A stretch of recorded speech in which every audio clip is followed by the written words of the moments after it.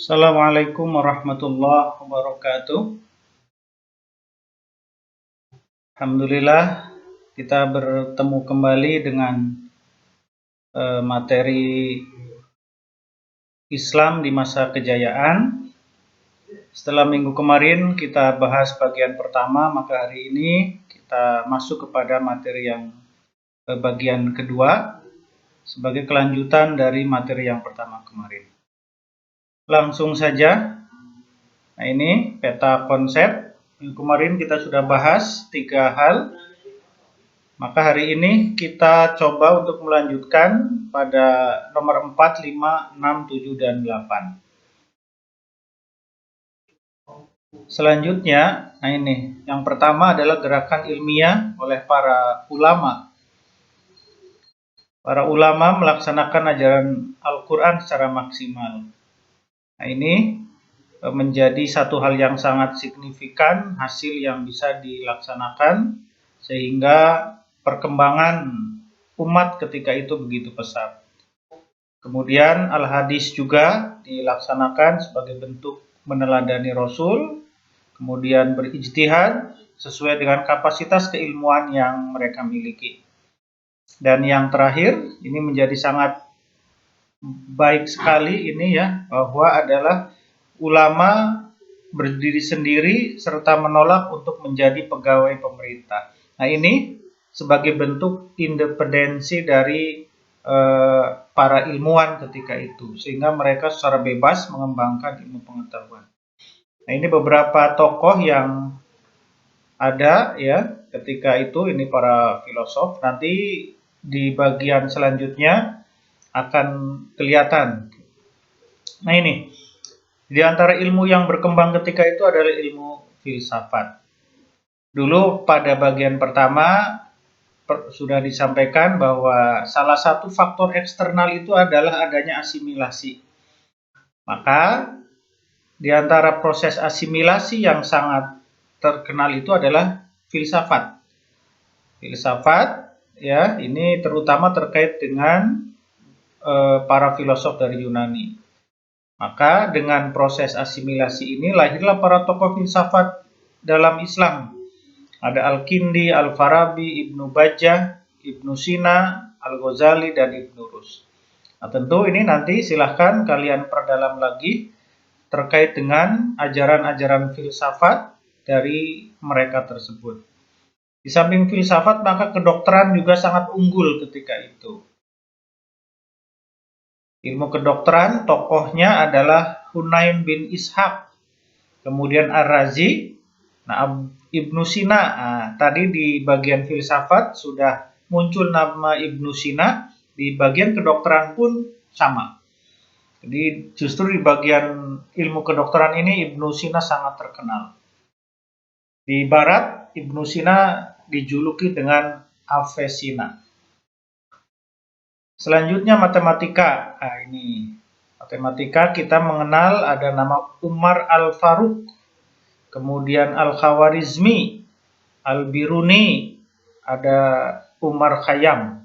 Ya, mereka itu adalah tokoh-tokoh Islam di abad keemasan yang menghasilkan berbagai macam teori dalam bidang matematika.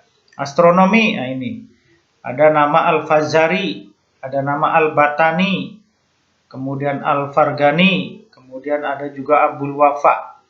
Nah, silakan nanti setelah ini kalian kembangkan lebih lanjut nama-nama ini, tokoh-tokoh ini. Pada bagian belakang nanti ada penugasan terkait dengan biografi dari tokoh-tokoh yang disebutkan tersebut.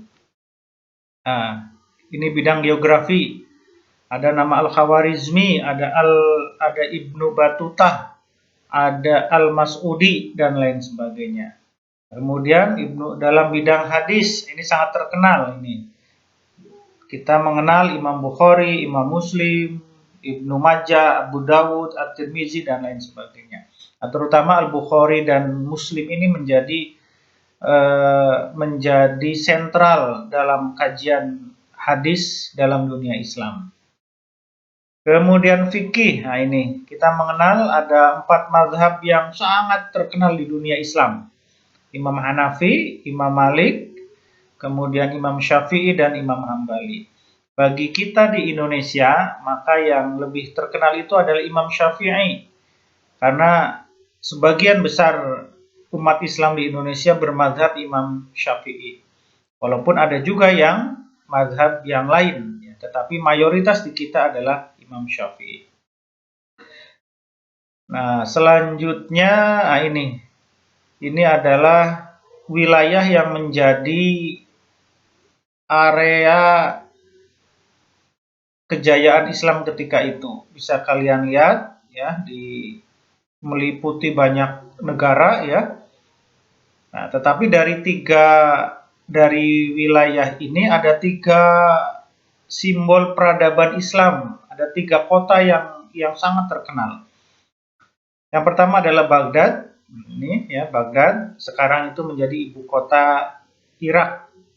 Ya, jadi Baghdad didirikan oleh Khalifah Abbasiyah yang kedua, yaitu Al-Mansur.